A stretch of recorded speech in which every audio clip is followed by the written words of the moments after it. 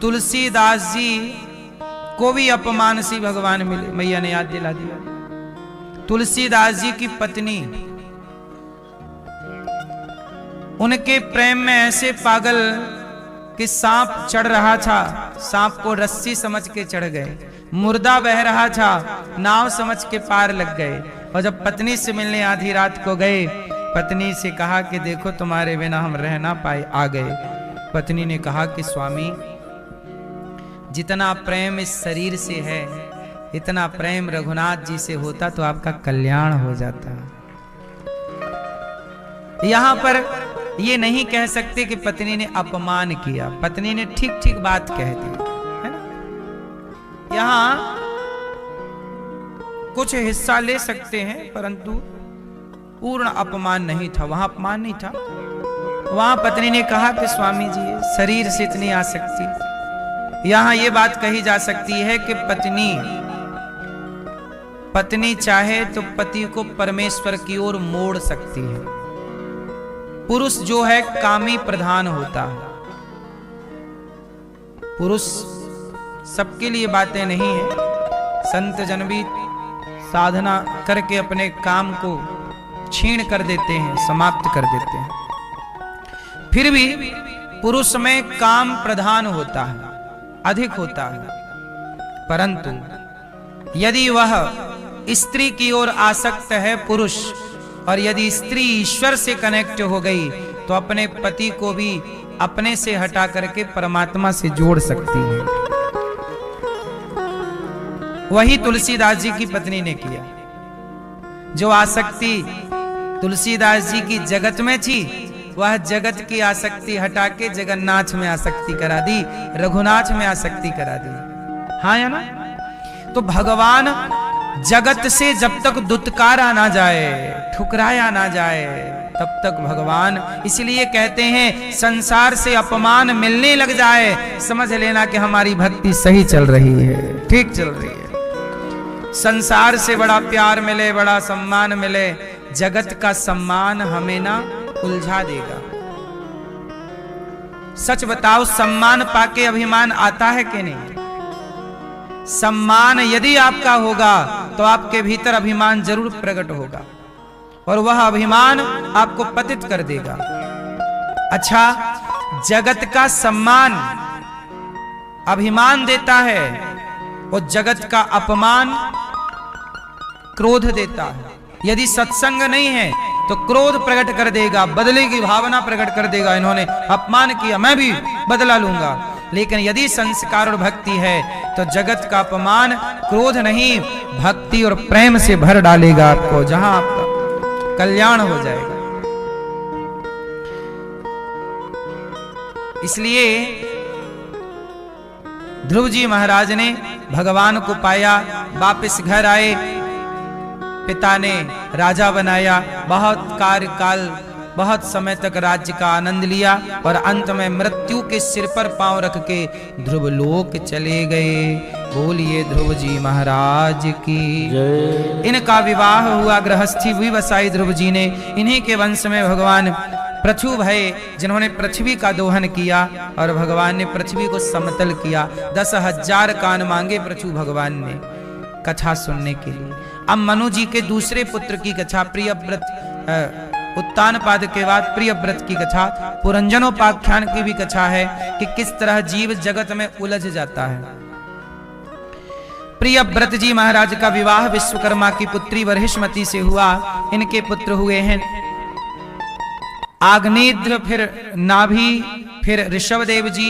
ऋषभदेव जी के 100 पुत्र हुए। सबसे बड़े का नाम भरत, जिन्होंने जगत से मन हटाया और जगन्नाथ के ध्यान में गंडकी नदी पर चले गए। लेकिन एक मृग में आसक्ति होने से भरत जी मरते समय मृग का चिंतन करते मरे, तो उन्हें मृग बन करके वापस आना पड़ा। ये कथा ये समझाना चाहती है कि आप मरते समय किसी जीव में, किसी व्यक्ति में, किसी वस्तु में अपने मन को ना लगाएं। मरते समय बड़ी सावधानी की जरूरत है। अंते यामति सा गति, कहते हैं मरते समय जिसकी मति बुद्धि जैसी है उसकी गति वैसी हो जाती है। मरते समय चित्त कहाँ हो? भगवान में। क्योंकि मरते समय यदि आपने बेटा बेटा करते मर गए तो जगत में फिर आना पड़ेगा। इसलिए कहता हूं एक समय तक खूब प्रेम करो बच्चों से, खूब प्रेम करो जगत से, लेकिन अब समय हो गया, 50 साल हो गए शादी के, अब बेटा बेटी का ब्याह हो गया, अब धीरे से मन को हटा लो। जब आप 50 वर्ष के हो जाएं तो आपकी उम्र इशारा किस ओर कर रही है? 51, जाओ वन की ओर।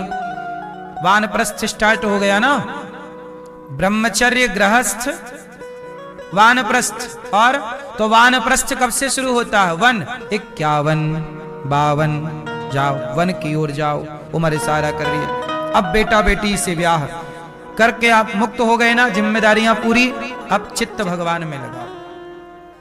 तो गृहस्थ की जिम्मेदारी भी हो गई, और जीवन में मोक्ष ना पाए, इस संसार में आप आए और मोक्ष ना पाए तो बताओ आपने क्या पाया? कहते हैं ना, परमात्मा ना पाया,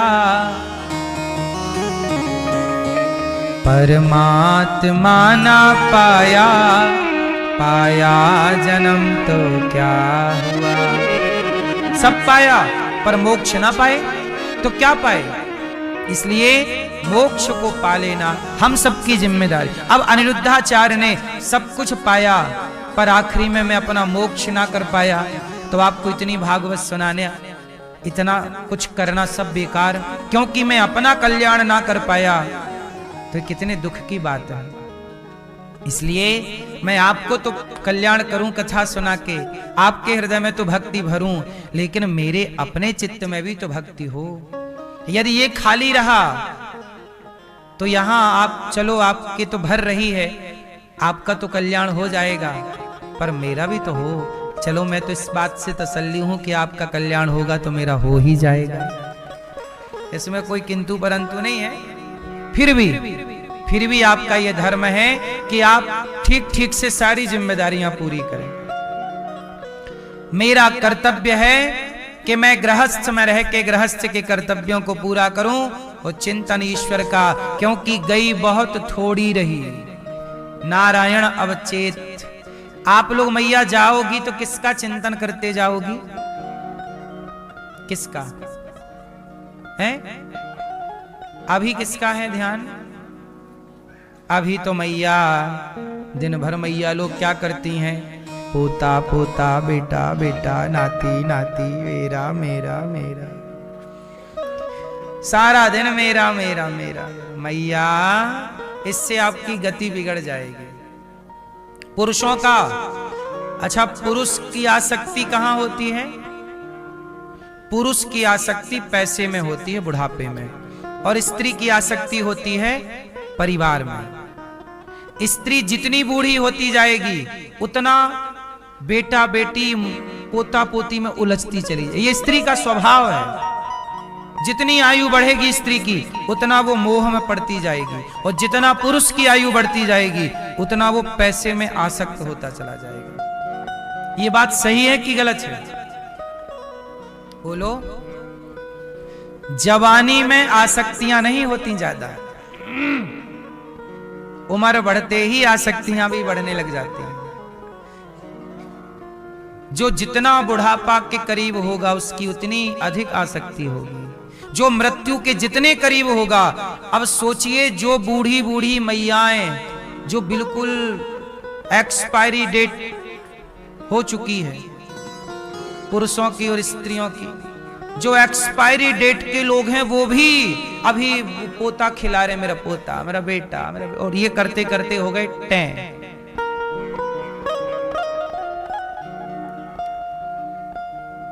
है ना? एक्सपायरी डेट के पुरुष गांव गांव में जाके देखना, जुए खेल रहे, ताश। जिस उम्र में इन्हें भगवान का चिंतन करके अपने कल्याण का साधन करना चाहिए, वह उम्र इन जुआ खेल के बर्बाद कर रहे हैं। ये मानव शरीर बड़े भाग्य से मिला है मेरी माँ, बड़े भाग्य मानुष तन पावा, फिरत सदा माया कर प्रेरा, काल कर्म स्वभाव गुण घेरा, दुर्लभो मानसो देहो देहि नाम क्षण भंगुरा, तत्रापि दुर्लभम मन्ये वैकुंठ प्रिय दर्शनम। बड़े भाग्य से मिलता है। ये शरीर पाकर यदि आपने भगवान को नहीं पाया, चित्त ईश्वर में नहीं लगाया, तो आप फायदे में है कि नुकसान में है? बोलो मेरी मां। शरीर पाके भी ईश्वर को ना पाया, रहे बेटा बेटी, बच्चे तो हर योनि में मिलते हैं। कुत्तों को भी बच्चे मिलते हैं, बिल्ली को भी बच्चे मिलते हैं, गधों को भी बच्चे मिलते हैं। बोलो हाँ। कौन सी योनि? मच्छर के भी बच्चे होते हैं, मक्खी के भी बच्चे होते हैं। ये बेटा बेटी की जो आसक्ति है, ये तो हर योनि में है, सुविधाएं। लेकिन मन यदि भगवान में ना लगा, सब कुछ व्यर्थ है मेरी मां, सब बेकार है। इसलिए भरत जी ने मरते समय मृग में मन लगाया, मर के गए। यमराज जी ने कहा मृग में मन लगा, आपको मृग बन के जाना। भरत जैसे ज्ञानी को मृग बन के आना पड़ा। आपका क्या होगा? जब भरत जैसों की ये गति है, तो मैया आपका क्या होगा? भगवान में भरत जी ने मन लगाया, मृग का शरीर त्यागा, तीसरा जन्म मिला भरत जी को मनुष्य का। और तब भरत जी ने राजा रहुगण को उपदेश किया और दिव्य भगवत धाम की प्राप्ति हुई। भगवान का कल्याण भगवान के चिंतन से, भगवान के चिंतन से आपका कल्याण संभव है।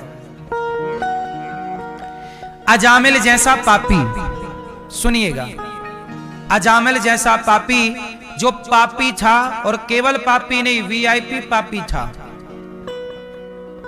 हा? अजामिल वीआईपी पापी था कि वीवीआई पापी था? हैं? वीवीआई पापी था, खूब बड़ा पापी। पराई औरत का संग करना, अपनी पत्नी छोड़ के पराई के संग रहता। उस वैश्या से 10 बच्चे पैदा किए। संयोग देखिए, आखिरी छोटे बेटे का नाम नारायण रख दिया अजामिल ने, संतों के कहने से। और जब अजामिल 88 वर्ष के हुए और मरने लगे, पुकारा अजामिल ने, बेटा पुत्र दूरे क्रीडन का सक्तम पुत्रम नारायणावयम प्लावितेन स्वरेण उच्चैराजु हावा जितेंद्रिया। जब पुत्र पुकारा बेटा नारायण, तो बेटे नारायण ने नहीं सुना, परमपिता परमात्मा नारायण ने सुन लिया। भगवान ने पार्षदों को भेजा, लेकर आओ। पार्षदों ने कहा वो 1 नंबर का पापी है। भगवान ने कहा पापी कैसे रहा? जो मुझे पुकार रहा है मरते समय, वो पापी कहां रहा? अब तो पुण्यात्मा हो गया। और भगवान के पार्षदगण आए, एक नाम के बल पर पुण्यात्मा हो गया कि नहीं अजामिल? बस मेरी मां, ये नाम की महिमा है। इसलिए काम करिए, पर नाम जपते हुए काम करिए। संसार में रहना है, पर कैसे रहें? कमल का पुष्प पानी में रहता है, पर पानी में रहते हुए पानी से अलग है। पानी में रहता हुआ कमल का फूल, हाँ, जो जग में रहूं तो ऐसे रहूं जैसे जल में कमल का फूल रहे। मेरे सब गुण दोष समर्पित हो भगवान तुम्हारे चरणों में। जो जग में रहूं तो ऐसा रहूं, जो जग में रहूं तो ऐसा रहूं जैसे जल में कमल का फूल रहे। जैसे जल में कमल का फूल रहे। मेरे सब गुण दोष समर्पित हो भगवान तुम्हारे चरणों में। तो जगत में कैसे रहो? जैसे कमल का, पानी में रहता हुआ कमल का पुष्प पानी से अलग है। संसार में रहते हुए संसार के माया से, संसार के बंधन से अपने को अलग रखना चाहिए। यही है माया। मीन्स क्या? मैंने एक दिन समझाया था आपको माया कि नहीं समझाया? समझाया तो बताओ, हाँ। नहीं समझाया तो बताओ ना। माया किसे कहते हैं? आपको बताए थे कि नहीं? नहीं। सुनो, माया किसे कहते हैं? आप लोग जानते हैं माया किसे कहते हैं? भगवान की माया बड़ी प्रबल, कहते हैं ना, मम माया दुरत्यया। भगवान कहते मेरी माया बड़ी प्रबल है। अच्छा, माया किसे कहते हैं? किसे कहते हैं मेरी माँ है? हाँ, माया किसे कहते हैं मैया? पैसे को।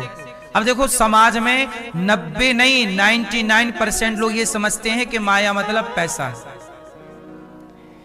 माया मतलब पैसा। लेकिन आज मैं आपको बताऊं, माया मतलब केवल पैसा नहीं है। पैसा तो माया का हिस्से में 0, मतलब एक का भी आप 100वां हिस्सा करिए तो आप 1% मान लीजिए, चलो छोड़ो। माया का हिस्सा, माया क्या है? पैसा तो बहुत छोटी चीज है। माया क्या है ये जानना पर बहुत जरूरी है। क्या है माया? आप समझाते हैं आपको। माया क्या है? जो है नहीं, भैया ने ठीक उत्तर दिया, जो है नहीं पर दिखाई दे, इसका नाम माया है। माया किसे कहते हैं? जो है नहीं, है ही नहीं पर दिखती है या दिखता है, वो माया है। मैया जो है नहीं पर दिखाई दे, उसका नाम क्या है? वो क्या है कि जो नहीं है पर है, दिखाई देती है? मैया बताएंगे। पीछे वाली मैया,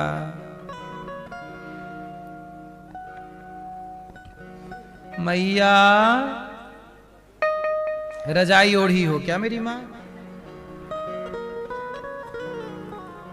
जो है नहीं पर दिखाई दे, बताओ वो क्या है जो नहीं है पर दिखती है? आप बताओ बेटा, वो क्या है जो है नहीं पर दिखती है? आप बताओ। हाँ, क्या नहीं मैया, क्या बोलती तू? कुछ नहीं बोलती मैया। मैया, ओ पीली गुलाबी मैया, क्या है माया? है नहीं पर दिखाई दे। सुनो, बहुत सारी चीजें हैं जो है नहीं पर दिखती हैं ना। जैसे जब आप गाड़ी चलाते हैं, सड़क में ऐसा लगता है पानी भरा है। जहां रेतीला क्षेत्र है, रेगिस्तान है, मृग तृष्णा, मृग मारीचिका, पानी है नहीं पर दिखाई, जो है नहीं पर दिखाई दे, है ना। इसे भ्रम भी कहते हैं। क्या कहते हैं? भ्रांति। एक्चुअली माया का भी नाम भ्रम है।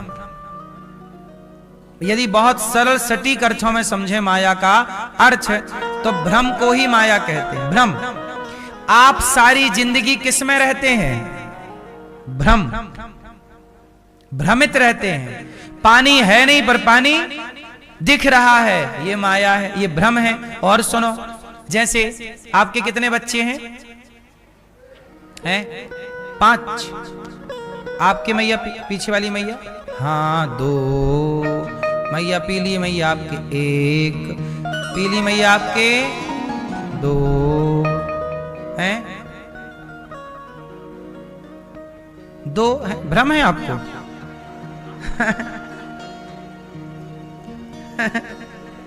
कंफर्म नहीं है, भ्रम है।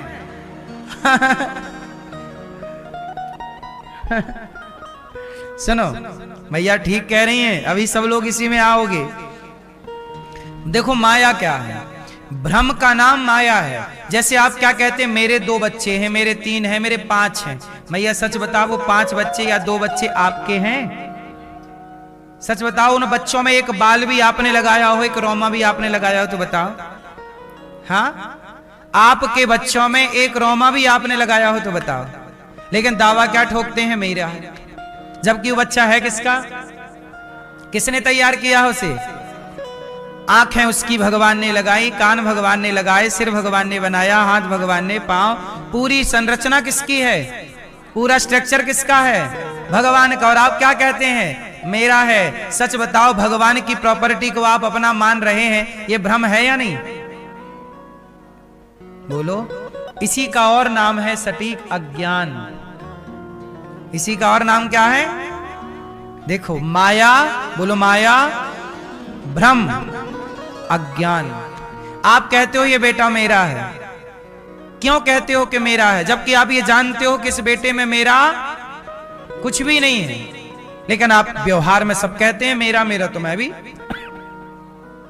मेरा, मुझ में कुछ नहीं, जो कुछ है तेरा, और तेरा तुझको अर्पण क्या लागे मेरा। है उसका पर कह रहे हैं मेरा, ये भ्रम है कि नहीं? इसी का नाम माया है। जो मेरा है नहीं पर मेरा सा लग रहा है। बेटा आपका है नहीं, आपका लगता है। चलो बेटे की छोड़ो, मैया ये जो आंख आपकी है, आपकी है? आंखों में कम दिखने लगता है, आपकी थी तो रोक लेते। हाथ में बल कम हो जाता है। आप कोई चाहता है कि आप बूढ़े हो जाएं? सब बूढ़े हो रहे हैं। आपके ना चाहने पर भी आप बूढ़े हो रहे हैं। इसका मतलब आपका शरीर भी आपके कहने से नहीं चलता। आपका जोर इस शरीर पर भी नहीं चलता। आपका चलता है क्या? सच बताओ, आपका जोर चलता है आपके शरीर में? इसका मतलब आपके शरीर को भी कोई और चला रहा है। कि आप चाह रहे हैं कि मैं जवान रहूं, पर फिर भी आपके हाथ से जवानी मुट्ठी में भरी रेत की तरह फिसल रही है। हाँ या ना? इसका मतलब यह है कि शरीर भी अपना नहीं है। और सारी जिंदगी हम क्या भ्रांति पाले रहे कि हाथ मेरा है, ये 2.5 किलो का हाथ मेरा है, हाथ मेरा है, आंख मेरी है। सारी जिंदगी हम लोग यही तो परिचय देते रहे, ये आंख मेरी है, ये हाथ मेरा है। लेकिन बाद में पता चला कि शरीर भी मेरा नहीं है। सच बताओ, शरीर आपका है? आपका शरीर था तो लेकर क्यों नहीं गए? काहे यहां लोग जला रहे हैं? हाँ मैया, अब बताओ कितने बच्चे हैं आपके? हैं? लो, बयान बदल गए, दलीलें बदल गई। क्यों बदल गई? क्योंकि माया से पर्दा हट जाएगा पूरा। अभी केवल आपने सुन के समझा है। जिस दिन ये रियल महसूस करने लग जाओगे, उस दिन माया से पर्दा हटेगा। और जब माया से पर्दा हटता है, तभी मायापति के दर्शन होते हैं। भगवान का नाम है मायापति। वो माया के कौन है? माया के मायापति भगवान है। तो माया का पर्दा, इसलिए बिहारी जी के मंदिर में बार बार पर्दा लगता है, खुलता है, लगता है, खुलता है। ये पर्दा यही तो कहता है कि बिहारी जी कहते हैं, भाई हमने तो अपना पर्दा हटा लिया, तू भी तो अपना हटा। लेकिन आदमी समझते ही नहीं कि पर्दे का मतलब क्या। वो समझता पर्दा खुलेगा दर्शन होएगा। नहीं, सच बताओ, अभी आपका पर्दा हटना बाकी है। बिहारी जी का तो हट चुका, आपका हटना सही है कि नहीं? हाँ, मैं सबका होकर देख चुका, एक तेरा होना बाकी है। रोया मैं बहुत जग के आगे, तेरे आगे रोना बाकी है। मैं सबका होकर देख चुका, एक तेरा होना बाकी है। सही बता, पर्दा हटना भी यही माया है, जो है नहीं। अब आपकी पत्नी भी माया है। आप कहते हो ना मेरी पत्नी, कब से तुम्हारी हो गई? आपका ब्याह नहीं हुआ था तब पिता कहता था मेरी बेटी। कुछ दिन बाद बच्चा होगा, बोलेगा मेरी माँ। भाई आया, बोला मेरी बहन। फिर बोलेगा कोई मेरी बुआ, मेरी नानी, मेरी मासी। अब बताओ आप किसकी हो मैया? पति की हो कि पिता की हो कि पुत्र की हो कि समाज की हो कि भाई की हो कि बहन की हो? सच बताओ आप किसके हो? पत्नी बोलती है मेरा पति, है ना? पुत्र बोलता है मेरा पिता। बताओ आप किसके? बोलो। सब कहते रहे ना कि मेरा मेरा। और याद रखना, जब तक स्वार्थ जिसका है तब तक लोग कहते हैं मेरा। आपको लोग तब तक मेरा कहते हैं। बेटा भी, सच बताऊं, जब तक स्वार्थ है ना तब तक बेटा पिता को पिता समझता है। एक टाइम बाद कुछ बच्चे क्या समझने लगते हैं, अरे तुम तो मूर्ख हो, कुछ जानते भी नहीं हो। हाँ या ना? एक टाइम बाद। सबके लिए ये बातें नहीं है। पर समाज में कुछ बच्चे ऐसे हमें दिखते हैं जो कहते हैं कि तुम तो कुछ जानते नहीं। जैसे आपको कहते हैं माँ, अरे मैया तुम तो कुछ जानती ही नहीं हो। बोलो हाँ। कई बार बच्चे ये भी कहते हैं तुमने हमारे लिए किया ही क्या है। हाँ या ना? इसका मतलब ये है कि ये दुनिया आपको मुट्ठी भर चाहती है, केवल एक मुट्ठी, और एक मुट्ठी भी इसलिए चाहती है क्योंकि स्वार्थ है। और वो एक मुट्ठी का स्वार्थ जब खत्म हो जाएगा छोड़ देगी। शादी के पहले तक बच्चे का स्वभाव अलग होता है, शादी के बाद बच्चे का स्वभाव माँ बाप के प्रति बदल जाता है। इसे आप नकार सकते हैं और ये प्रकृति का नियम है। इसे हम बुरा नहीं कह रहे हैं, हम तो केवल हम ये बतला रहे हैं बदलाव। हम ये नहीं कह रहे हैं कि सही है कि गलत, सही गलत पर मोहर नहीं लगा रहे हैं, पर हम ये देखते हैं कि समाज में बदलाव दिखता है। हाँ या ना? जो माँ बाप बहुत जरूरी लगते थे बचपन में, अब वो माँ बाप बिल्कुल भी जरूरी नहीं लगते। ये बात सही है।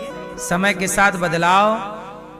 चिड़िया भी जिन बच्चों के मुंह पे दाना डालती है, जिन बच्चों को बड़ा करती है, जब वो बच्चों के पंख आ जाते हैं तो उड़ जाते हैं। और आपने सुना होगा कि एक बार पिंजरे से उड़ा, एक बार घोंसले से उड़ा पक्षी अपनी मां से दोबारा शायद कभी नहीं मिलता। पता है आपको ये बात? हाँ, जो बीत गए हैं वो जमाने नहीं आते, आते हैं नए लोग पुराने नहीं आते। लकड़ी के मकानों में न चिराग जलाओ, लकड़ी के मकानों में न चिराग जलाओ, वो आग बुझाने भी पड़ोसी नहीं आते, पड़ोसी भी अब आग बुझाने नहीं आते। बरसों हुए पेड़ की शाखाएं हैं सूखी, बरसों हुए पेड़ की शाखाएं हैं सूखी, पंछी भी यहाँ रात बिताने नहीं आते, अब दोस्त भी मिलने के बहाने नहीं आते। समय अच्छा होगा, भरी होगी महफिल, समय बिगड़ जाएगा तो कोई राम राम भी नहीं करता। हाँ या ना? तो ये पूरा सिद्धांत माया का है। पूरा खेल किसका? आप समझ लो कि माया क्या, ये संसार में जो कुछ दिखाई पड़ रहा है सब माया। स्त्री माया, पुरुष माया, परिवार माया। इसलिए माया में रहो, रहना मजबूरी, कहां जाओगे छोड़कर। इसलिए माया में रहते हुए कीचड़ में, पानी में रहता हुआ कमल पानी कीचड़ से अलग है। माया में रहते हुए माधा में मन लगाए रहिएगा, बस माया कुछ बिगाड़ ना पाएगी। जिनका मन यहां लगा है उनका माया कुछ नहीं बिगाड़ती, वरना माया नचाती है मेरी मां। बूढ़े बूढ़े को भी माया नचा देती है। महा ठगनी है ये माया। अजामिल जैसे पापी का संसार में कहते हैं ना, मेरा है मेरा है। हाँ, कबीरदास जी ने एक भजन गाया, जरा सुन लो। ये भजन सुनने का है, आप केवल सुनेंगे, झूमेंगे, नाचेंगे नहीं, बैठे बैठे झूमिएगा। ये भजन सुनने का है, इसमें ज्ञान ज्यादा है, सुनने का भजन है, बहुत बड़ी सीख मिलेगी। हो मन फूला फूला फिरे जगत में, कैसा नाता रे, कैसा नाता रे जगत में, कैसा नाता रे, कैसा नाता रे जगत में, कैसा नाता रे। ओ मन फूला फूला फिरे जगत में, कैसा नाता रे, मन फूला फूला फिरे जगत में, कैसा नाता रे। माया को समझाने के लिए कबीरदास जी ने ये भजन गाया है। माया के को समझ जाओ आप। आप कहते हो ना मेरा है, ये मेरा। मन को फुला फुला कर लोग कहते हैं ये मेरा, ये मेरा। पर कबीरदास जी कहते हैं मन फूला फूला फिरे जगत में कैसा नाता रे। मन फूला फूला फिरे जगत में कैसा नाता रे। कैसा नाता रे जगत में कैसा नाता रे। हो कैसा नाता रे जगत में कैसा नाता रे। मन फूला फूला फिरे जगत में कैसा नाता रे। मन फूला फूला फिरे जगत में कैसा नाता रे। मन को फुला फुला कर लोग कहते हैं ये मेरा, ये मेरा। मात कहे यह पुत्र हमारा, बहन कहे भाई मेरा। मात कहे यह पुत्र हमारा, बहन कहे भाई मेरा। भाई कहे यह भुजा हमारी, भाई कहे यह भुजा हमारी। नारी कहे नर मेरा। मन फूला फूला मेरे जगत में कैसा नाता रे। मन फूला फूला मेरे जगत में कैसा नाता रे।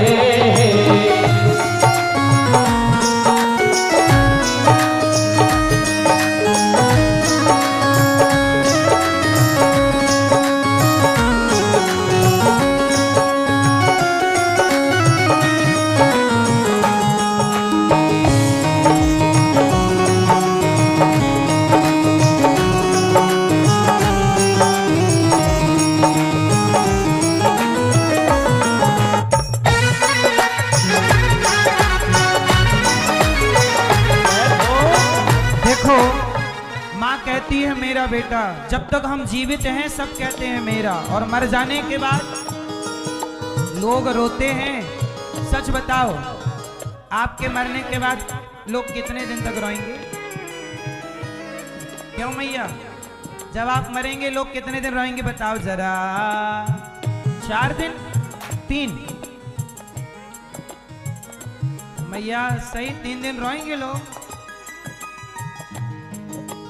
13 दिन तक पत्नी रोवे, 6 महीना सगो भाई।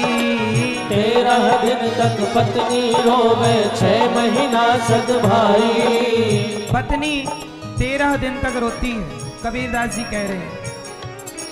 और पत्नी मर जाए तो पति कितने दिन रोएगा?